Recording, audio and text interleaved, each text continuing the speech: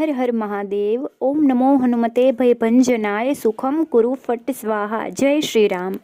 तो आज हम लोग बात करने वाले हैं एक ऐसी समस्या के विषय में जिससे हम सब कभी न कभी गुजर रहे होते हैं। ऐसी समस्या जो हम सबके साथ कभी न कभी हुई होती है।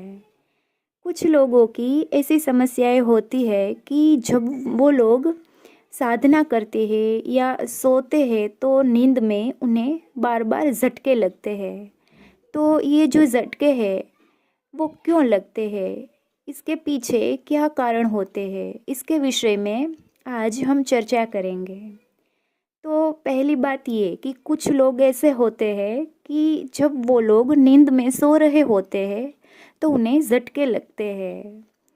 तो इसका एक ये कारण हो सकता है कि कोई ऐसी नेगेटिविटी होती है जिसका प्रभाव रहता है उनके ऊपर, इसलिए उन्हें झटके लगते हैं।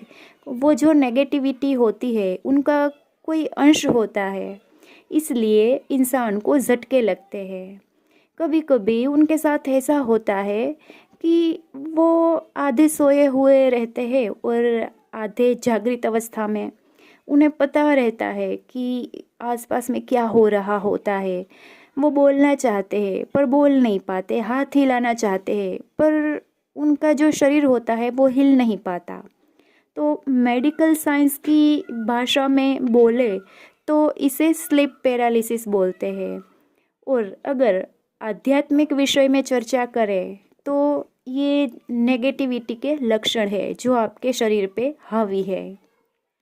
तो इससे बचने के लिए आप क्या कर सकते हैं? तो इसका जवाब है हनुमान भक्ति। आप हनुमान चालीसा का पाठ किया कीजिए। हनुमान चालीसा का पाठ करने से ये जो सब नेगेटिविटी है वो आपसे दूर रहेंगी और आपके साथ ऐसा कुछ नहीं होगा, उसका कोई प्रभाव नहीं रहेगा आपके ऊपर।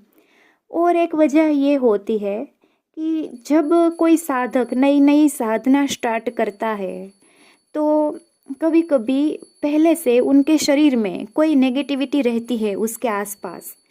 तो जब आप साधना करने लगते हो तो वो जो देवी देवता के जो अंश होते हैं उनकी जो पॉजिटिव एनर्जी होती है वो आपके शरीर में आने की ट्राई करती है। तो जब वो पॉजिटिव एनर्जी आपके शरीर में प्रवेश करने की कोशिश करती है तो जो नेगेटिव एनर्जी आपके शरीर में पहले से मौजूद है उन दोनों के बीच टकराव होता है। तो ये जब टकराव होता है तो आपको झटके लगते हैं और जब पॉजिटिव एनर्जी के अंश ज़्यादा होते हैं तो वो नेगेटिव जो एनर्जी होती है उसे ख़त्म कर देती है। तो इन सब से बचने के लिए एक ही उपाय है, आप हनुमान भक्ति कीजिए। दूसरा एक कारण ये होता है कि जब कोई साधक होता है जो साधना के मार्ग में आगे बढ़ रहा होता है और प्रबल साधना के स्तर पे पहुंच गया, वो एक ऐसे उच्च स्तर पे पहुंच गया कि उसकी कुंडलिनी शक्ति जागृत हो गई। तो जब वो सो रहा होता है ना तो वो कुंडलिनी शक्ति होती है वो फिर भी जागृत अवस्था में रहती है और वो जब ऊपर की ओर उठती है तब साधक को झटके लगते हैं।